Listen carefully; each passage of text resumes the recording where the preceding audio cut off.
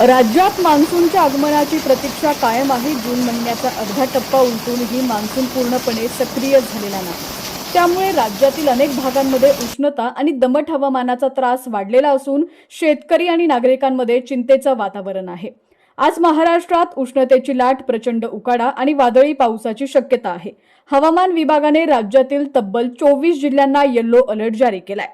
कोणकोणते ते भाग आहेत, कोणकोणते ते जिल्हे आहेत ज्यामध्ये पाऊस हजेरी लावणार आहे, तेच आज आपण या व्हिडिओच्या माध्यमातून जाणून घेऊया।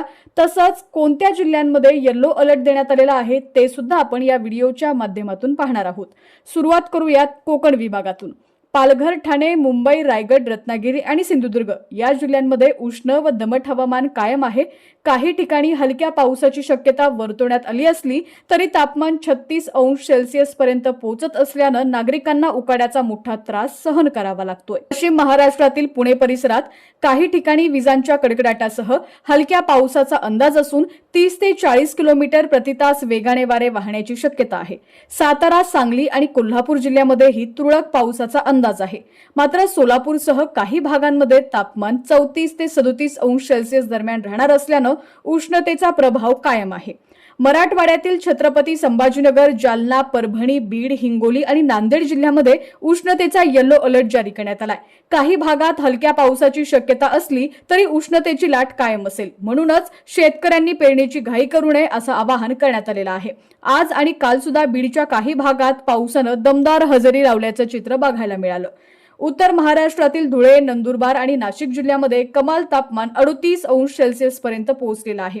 या भागांना सुद्धा उष्णतेचा येलो अलर्ट देण्यात आलेला असून उष्ण आणि दमट हवामान जाणवत आहे। विदर्भातील चंद्रपूर, गडचिरोली, गोंदिया, नागपूर आणि वर्धा जिल्ह्यामध्ये उष्णतेचा चटका अधिक तीव्र झालाय। काही भागात तापमान 40 अंश सेल्सिअसच्या पुढे गेलेलं असून या भागालाही येलो अलर्ट जारी करण्यात आलाय। मान्सून अद्याप पूर्णपणे सक्रिय न झाल्यानं राज्यातील बहुतांश भागात उष्णतेचा प्रभाव कायम आहे। पुढील 48 तास हवामानाची ही स्थिती कायम राहील, मात्र त्यानंतर हवामानात मोठे बदल होण्याची शक्यता असून मान्सून सक्रिय होण्याचा अंदाज आहे। दरम्यान जून महिन्यातील पावसाचं प्रमाण सरासरीपेक्षा कमी राहिल्यानं चिंतेचे ढग गडद झालेले आहेत। आता राज्यातील तुमचा जिल्हा कोणता आहे आणि तुमच्या जिल्ह्यात सुद्धा हवामानाची काय स्थिती आहे ती सुद्धा आम्हाला कमेंट्सच्या माध्यमातून नक्की कळवा। पाहत रहा HPN मराठी न्यूज।